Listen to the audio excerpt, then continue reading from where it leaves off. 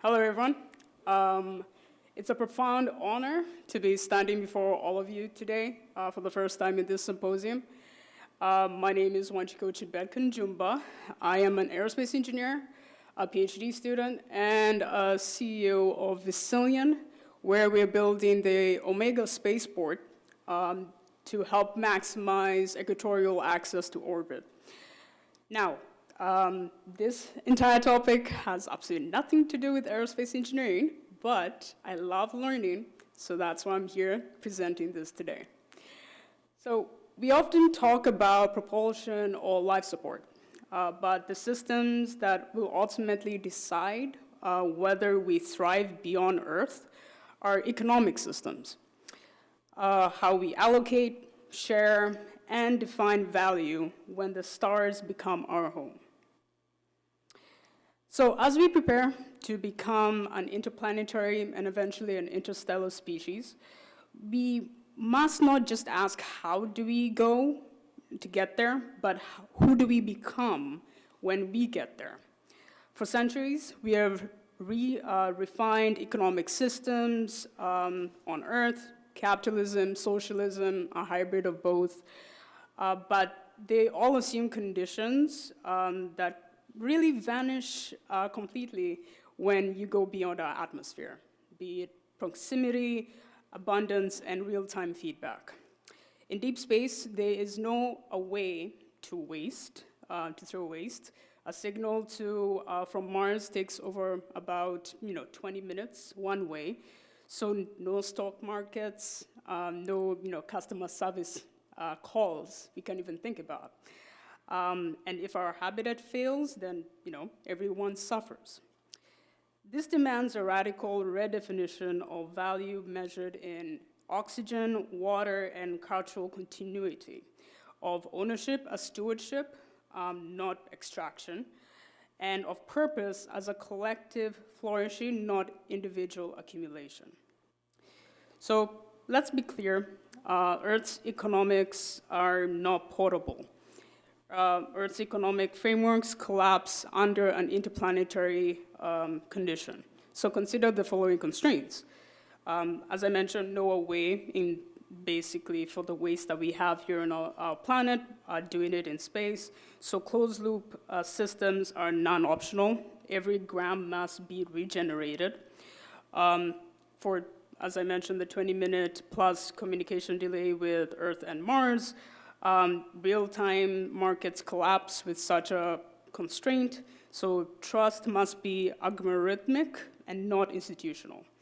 Then 200K to 10K per kilogram to orbit, so frugality is survival. And then finally, no enforceable property rights. The Outer Space Treaty bans sovereignty, but says nothing about who mines lunar ice. Without new rules, we risk cosmic colonialism, where an interplanetary caste system where only the wealthy thrive.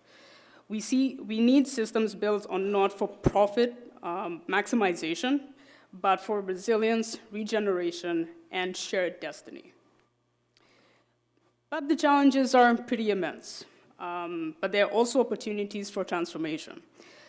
We must move from resource scarcity to regeneration, from distance to autonomy, using decentralized systems. Governance remains a big question. Who owns the stars? Still not fully answered since 1967. We must design sustainability, the ethics of presence, because in space, pollution or exploitation are irreversible. Equity, matters. We cannot, replicate whatever inequalities that we have here on our planet among the stars. Technology gaps, we solve them through collaboration and not competition. And then finally, overarching all of this is the ethics, our cosmic stewardship. These are not obstacles, honestly. I see them as the 7 pillars of responsible interstellar civilization. So what might replace them? we can't think about just picking out one model out of all of these, but look at them as 7 adaptable frameworks, each suited for different phases in our journey. So first being hybrid, being blending private innovation, public scaffolding, and cooperative governance. Second, resource-based. Sustainability is currency, issue as an economic backbone. Third, decentralized finance, so built on algorithmic trust and blockchain autonomy. Fourth, regulated capitalism, so market incentives with antitrust safeguards for infrastructure. Nonprofit and public service, so looking at science first, open source, looking at the International Space Station type of style of collaboration for science and public benefit. 6, socialist, looking at the collective ownership, risk pooling, so essential for when one failure threatens everything. And then lastly, communist, cosmic commons, looking at it as transforming borders for a unified human destiny. So we can look at this as a survival tools that can be mixed, tested, and evolved. But let's spotlight for the near term looking at 2 models. So the first one being the resource-based systems. Values derived from what's locally available, water, regolith, solar energy, looking at NASA's MOXIE for Mars, the turning carbon dioxide into oxygen and fuel. Scale that with 3D printing from regolith, water recycling, and AI-driven smart logistics. And you have a closed-loop civilization, redefined productivity, sustainability, where value isn't really in dollars, but it's in breathable air. And then second, the decentralized finance in space. So imagine a smart contract that auto-pays a refueling drone the moment the sensors confirm the fuel transfer. So no banks, no delays. Another one is imagine a lunar depot that automatically extracts payments when a satellite successfully docks, verified by onboard sensors. Or tokenized shares in solar power satellite. So letting a student in Africa invest in off-world infrastructure. Lastly, proposing maybe a sort of hypothetical universal interplanetary currency. Well, we're calling it Xenox, but which may kind of sound a bit bold, but the word credit was also a foreign concept over 700 years ago. But this isn't science fiction. NASA has actually funded blockchain research, which is actually currently being explored. But here's the hard truth. If only the wealthy go to space, we only are going to build an empire and not a civilization. To prevent an interplanetary caste system where few nations and corporations control access to the cosmos, we propose 3 concrete mechanisms. First being the International Space Equity Fund, a portion of revenues from commercial space venture supports STEM programs, infrastructure, and access to emerging nations. Second is the mutual benefit framework, so sharing technology or bandwidth that brings legitimacy and expanded markets. And third, inclusive governance, so reforming corpus to include indigenous voices and the global south, nations in policy. Because the next great space engineers may be in Bogota, Jakarta, or even people over here. And it's a foundation of stable interplanetary society. So economics without ethics is just accounting for collapse. We must treat ethics as a core infrastructure, as essential as oxygen scrubbers. This means planetary protection, so no forward or backward contamination, protecting celestial environments, preserving Apollo sites, shared human heritage, mandatory ethical impact assessments, similar to what we have for environmental impact assessments here on Earth, but for high impact missions, so mining and mega constellations. And we also propose Interplanetary Ethics Council, a collection of scientists, artists, indigenous leaders, AI ethics, advising on what we should do, not just what we can do. We should also, could also consider creating a space fair trade or ISO-like certifications, so investors and governments prioritize ethically aligned firms. So to coordinate all of this, we propose a new global institution, so the Space Economic Systems, modeled after the organizations you can see at the bottom. This organization would harmonize policy on mining, debris, and trade, set standards like universal docking adapters, facilitate collaboration between governments, startups, and NGOs,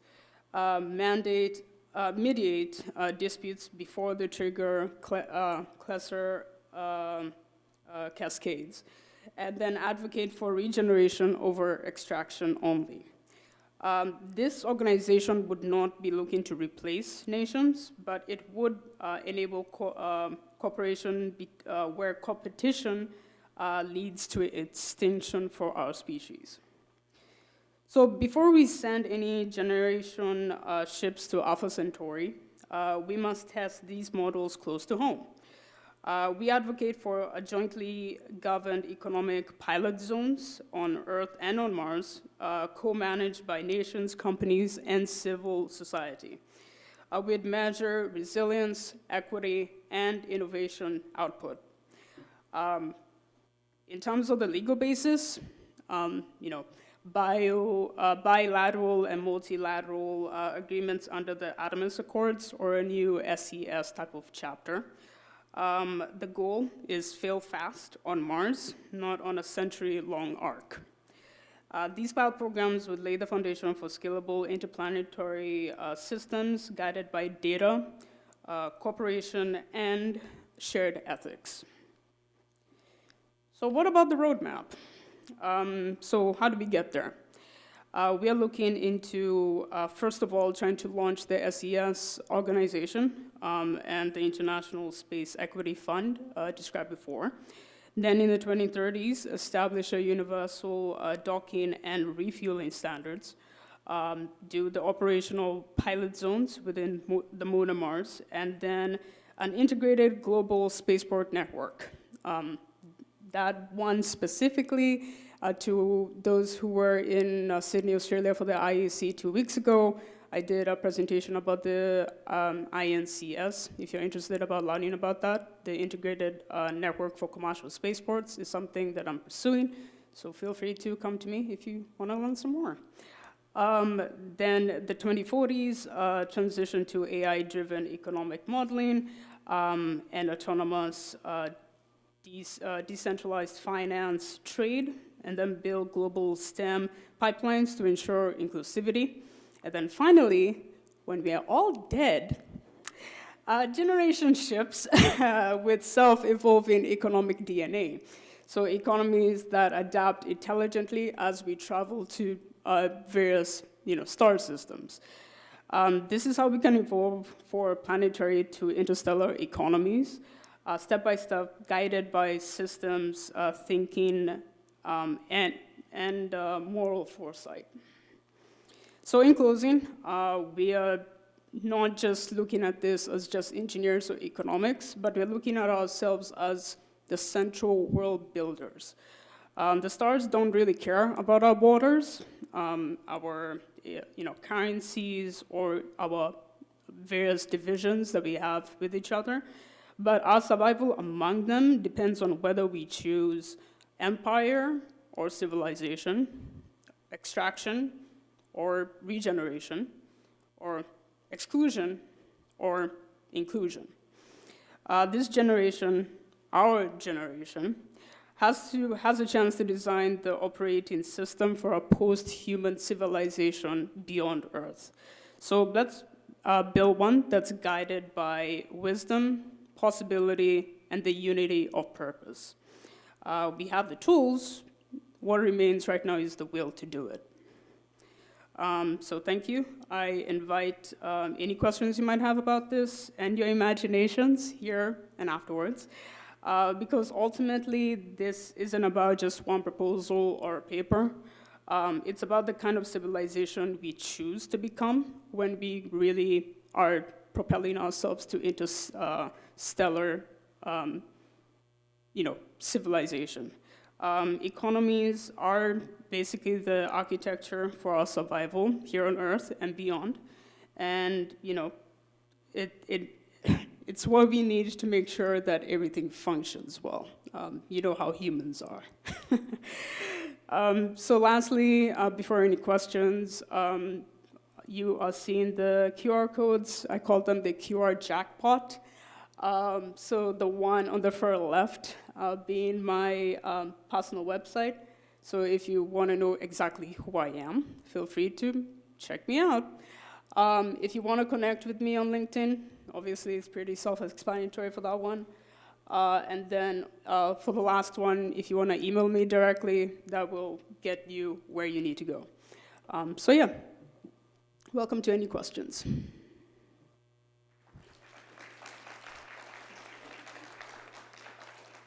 Very, very nice talk. Thank you very much.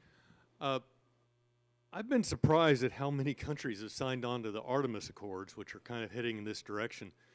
What's your opinion on them? Do they fit into your vision? Or just what's your opinion, I guess? Yes.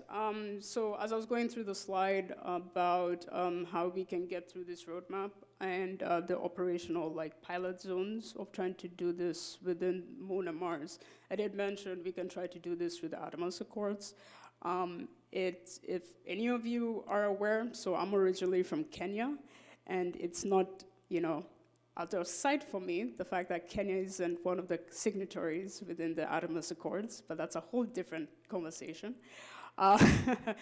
But for myself, looking at the current signatories for the Artemis Accords, the idea is to actually try to see if we can use that as the moon, as I mentioned, as an operational pilot zone to try to test this out.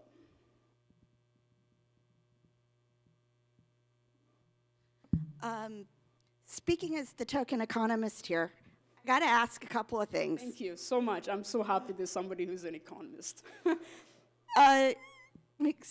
So the first question I've got to ask is, how do you think humans are going to be fundamentally different in the future? We still are faced with having to choose things in a condition where time, goods, resources do not spring from the magic fairy dust wand. So I'm still trying to understand how it is you think you're so different. We're going to be so different there when we're moved into another context. That's one. Okay.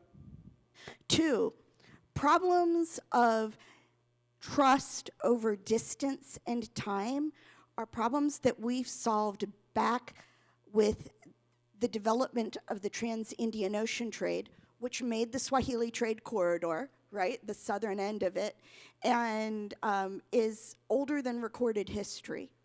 There's an enormous body of literature on how we solve the problems of economic trust or resource trust over distance. And if you want to take a look at how this is done over trade routes, I recommend William Bernstein's A Splendid Exchange, which is a history of human civilization as told by our trade routes. When it comes to deciding where and when to use markets, price discovery has an expense. We don't use market exchange when we get below a certain size that's trying to cooperate. Ronald Coase wrote about this in his 1934 essay, The Nature of the Firm, and I strongly encourage you to look at it. Okay. The last thing I find deeply concerning, and this is one I really want the answer on, nations take resources they have, which they can't replace easy, or firms do. They place them at risk in a venture to go into space. Mm-hmm. But somebody else is supposed to tell them how they enjoy the benefits of a successful risk-taking venture?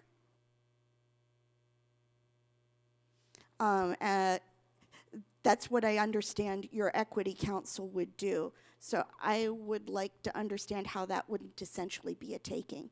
Okay, so again, thank you so much for speaking out. And like I said, I'm very happy that obviously we have an economist right here. So first of all, I definitely need to talk to you right after this. But for your first question, where you brought up the whole concept of distance and resources being a factor, how different is it when we have been dealing with that right now as humans on planet Earth, and what we're going to do when we're out in space? Is that correct? Just to make sure that was... What makes those conditions so functionally or fundamentally different? Sorry, so functionally what? Or fundamentally different? For starters, the main factor that I can say, like I mentioned in terms of the constraints, but off the top of my head, we don't naturally breathe in space. So that's one key thing. Whatever we've been able to do here on Earth gives the fact that we've been able to have our basic needs met at the bare minimum.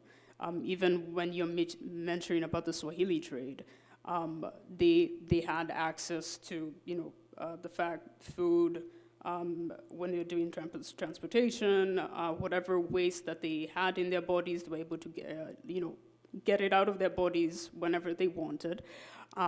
So constraints like that are, to be honest, very fundamentally different when it comes to going up in space. We already know what mechanisms that we have to deal with when we send astronauts into the International Space Station. So fundamentally, just keeping a human alive in space compared to keeping a human alive here is completely different.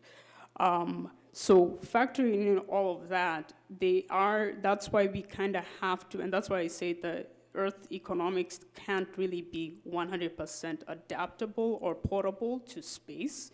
We do have to look into what type of adaptive frameworks we can do based on the situation within our journey within space. Because you can't copy-paste exactly capitalism into space and expect that to work 100%. It won't. It's just the environment is completely different. We are dealing with sources and, obviously like radiation. We are dealing with so many factors against us because our bodies aren't evolved to be in space. We have to try to figure out how exactly we can function if you want to have human settlements on Moon, Mars, or anywhere else. In terms of your last question, please remind me what you were asking about. Some entity takes resources. They have resources which economists would call scarce. They don't just perpetually emanate from the magic fairy dust wand. Right. They place those resources at risk to take a venture into space. And the implications of what I see from your recommendations are that if they successfully conduct that risk, they receive profit. Right. Somebody else gets to tell them what to do with it? I see. So yeah, that, like I mentioned about the whole concept of the outer space treaty, like I said, that it hasn't really answered the question of who owns the stars. We are still trying to figure that out ever since the treaty came into act in 1967. So that is active conversation to really have with space lawyers and those specialized within space policy who are trying to see how to deal with such a situation.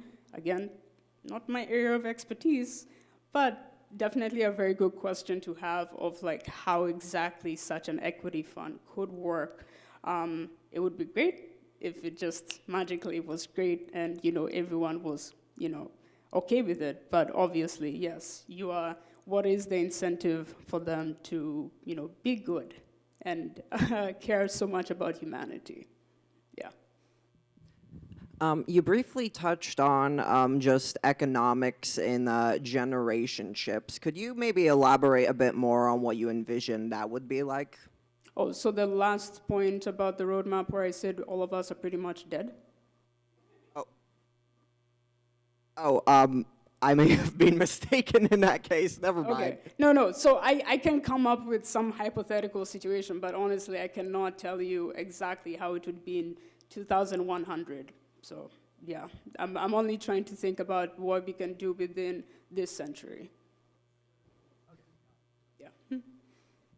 The Outer Space Treaty of '67 was really passed and ratified by 100-odd countries because they did not want to get nuked from orbit. Right. That's really the only reason it passed. A dozen years later, a lot of the same players tried to take some of the window dressing in the Outer Space Treaty and formed the Moon Treaty, which would have addressed the ownership of celestial bodies and economic activity in celestial bodies. And it was a profound failure. So was it for countries or specifically for corporations? The Moon Treaty was countries. Okay. And I think it's got a total of like 11 signatories out of, and none of them matter. In fact, Saudi Arabia pulled, they de-accessioned it. Okay. I don't think the world is a kinder, gentler place today than it was in 1979. Other than, wouldn't it be nice if we all linked hands and sung Kumbaya? I don't understand. I'm probably asking some of the same question as Connie is. I don't understand the incentive for the players who are going to make these activities happen on the moon, on the Mars, potentially in other star systems. What's their incentive to do it this way? There's no economic payoff, there's no political payoff, there's no military payoff. Why would they do this? And that is honestly the question. I hope to, have a discussion with people who are a lot more specialized in trying to figure out space law and policy about this. I've tried to have conversations with some people about this. They are still trying to figure it out. So your guess is as good as mine. But ideally, for this framework, it's just trying to start the conversation to try to really see what we can have as a civilization if, hey, I tell my family I'm going to be in a moon settlement for the next 6 months, I'll be working there and then I'll see you the next half of the year, I'll be back here. How exactly are we going to be functioning that way? That's a question we need to really think about. So I'll be gentle. We can take this up at greater length during one of the breaks. But I stipulate that in raising the concern about do we want a future where only the rich are going to be able to do things and they're going to own everything, that in identifying the problem, your solution is 179 degrees away from the correct one. Mm-hmm. Okay, we, smaller individuals, weaker nations, aggregate the resources it takes to do things in space by hypothecating their future returns. The mechanism that we use on Earth that enables that kind of thing to flourish is called property rights. Right. The rich don't need our legal system to defend their rights. They have their own mechanisms for doing so. Exactly. Strong nations don't need our legal mechanism to defend their rights. They have their mechanisms for doing so. A strong property rights regime is exactly what we need to avoid the kind of future you wish to avoid, not a retreat from property rights and a return to some kind of quasi-multinational socialist moon mining, sea mining system. Right. Your cure makes the disease worse. Okay. No, thank you. We can definitely have more of a conversation to that. Just for the record, I'm not socialist or communist. It's just that one of those, it's one of those economic systems that people are very familiar with of the last century. So it's just one factor that when I was forming the paper, doing my research about this, somebody did tell me, you kind of do have to mention them at some point. But for myself, I'm not, just for the record. There was somebody over there. Okay. All right. Thank you very much. Thank you so much for the engagement. And yeah, if anyone is interested in continuing having this conversation with me and trying to brainstorm on the way forward, please feel free to come see me.